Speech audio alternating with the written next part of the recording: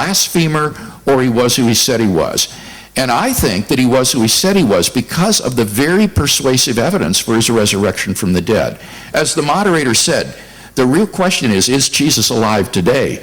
If he has risen from the dead, then he must have been who he claimed to be. And so that's my case. It's resting on these 2 points, and these other points, though interesting and important, are points for another day. They're not relevant tonight. Thank you very much, Bill. And finally, from Yusuf. I think the question cannot be dismissed because it's an important issue. The synoptic problem is an important issue. It's a source. It's a source of the whole debate, not so.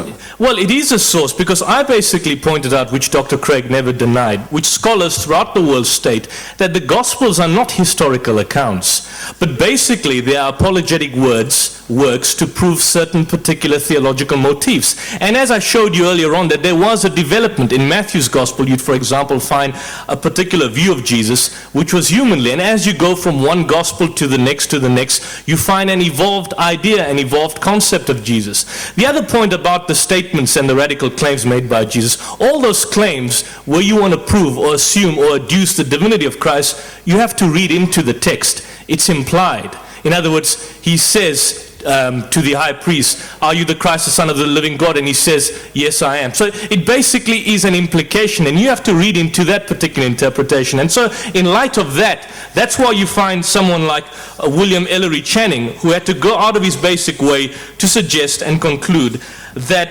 we do not find in the epistles a trace of the strange phraseology where Jesus says, "I speak this as God and I speak that as man." It was not needed in that particular day. It was demanded by the errors of a later age. And if it was demanded by the errors of a later age, then in other words, for the purpose of reconciling certain passages which a just criticism can in a great degree express, then you have to basically invent a hypothesis, far more difficult and involving a gross absurdity in order to prove that Jesus was God. Why not go back to the Quranic point of view and the New Testament where Jesus proclaims that he's human and he goes out of his way to emphasize his humanity? Thank you, Yusuf, very much.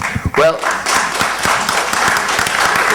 it seems to me that we need a debate on the inerrancy or the reliability of the scriptures, but that's another day. Remains for me to thank Jubilee Church very much for hosting this occasion, to thank you all for coming. Please don't leave, because we have one more word from somebody else. I'm so sorry we haven't got time for any more questions. I want to give the last word to Pastor Lex, who is here tonight as the host from Jubilee. Lex. Thank you, John. Well, I think it's been a tremendous evening. Don't you think we should give these three a round of applause?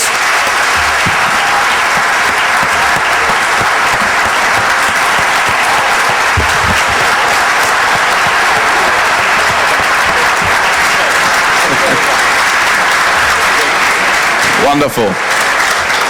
It's a joy to be in a context where we can be genuinely tolerant of one another, hear one another's beliefs, agree, disagree, shake hands, and even hug at the end. Thank you so much for being here. We need to set up for tomorrow morning, so it's been a joy having you with us this evening. If you're not going to church tomorrow, we meet at 9:30 right here in the morning. So God bless you. Thanks for being here, and we're done. We're finished. Thank you.